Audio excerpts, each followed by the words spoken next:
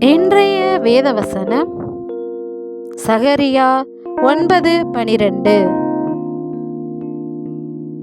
நம்பிக்கையுடைய சிறைகளே, அரணுக்கு திரும்புங்கள், இரட்டிப்பான நன்மையை தருவேன், இன்றைக்கே தருவேன்.